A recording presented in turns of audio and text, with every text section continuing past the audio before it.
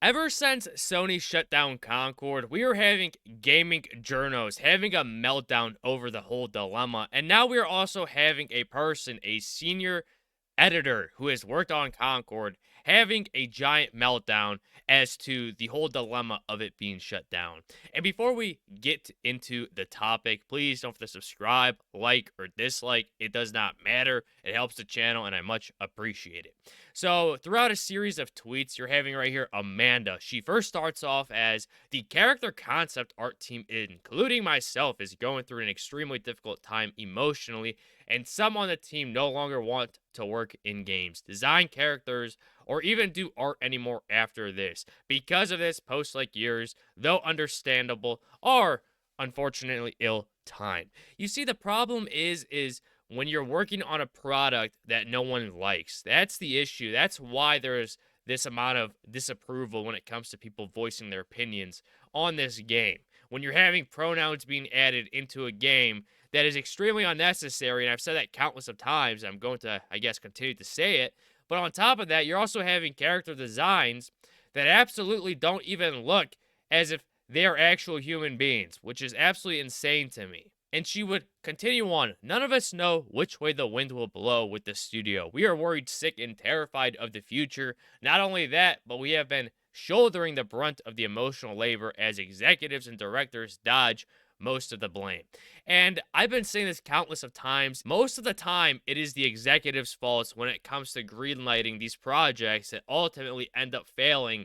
And what happens? You tend to lay off people, causing them to lose their jobs. I don't think people are talking about how the developers behind this game are the ones that are at fault, because at the end of the day, they're the ones that are trying to at least grant the wishes of these executives or these upper management level positions that these people hold in creating what they envision. And in so doing so, they create a product that people don't actually want, and they end up taking the punishment, which is something that is extremely common over here in the United States of America when it comes to the corporate culture. It's never the head's fault, it's always the workers. And as a worker, as a developer, when you're actually creating a product, you have to ask yourself, is this a product that the majority of the population is going to enjoy, or is this a product that's only going to appease or appeal to such a small population that it is going to cost us our jobs? It is going to cost a lot of money and losses, or is it going to be something that's going to be extremely profitable and we're going to be able to continue to develop it for years to come? And she would continue on. Behind the scenes of all this talk about Concord and character designs, people's livelihoods are at risk, and there are very real financial consequences that might hurt us even more.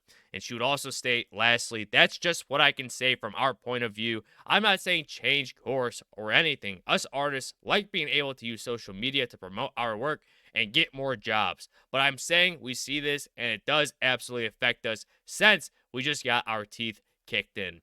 And the funny thing is that this person, Amanda, she has attacked gamers countless of times when it comes to their opinions being something different compared to hers. And what's even more funny is that if you go over to her Twitter, where she has made her account private, where you can't even see her posts, and this is because of the amount of backlash that she is facing due to her opinions and her continuous attacks against people voicing their opinions on Concord, having her own echo chamber, essentially. And this is what happens in a capitalistic society. You create a bad product, whether that is a company or just an average individual, that company or individual is going to either go out of business or suffer some sort of consequence. And this is where I want to get into the portion of where we're having gaming journos pretty much having a giant meltdown over Concord's shutdown. You just scroll down right here. We have Jason Schreier. Every time a live service game with no hook or strong word of mouth fails to penetrate an oversaturated market, the most annoying people on the planet will be there to blame diversity. And I guess the most annoying people in Jason Schreier's eyes is the majority of the population.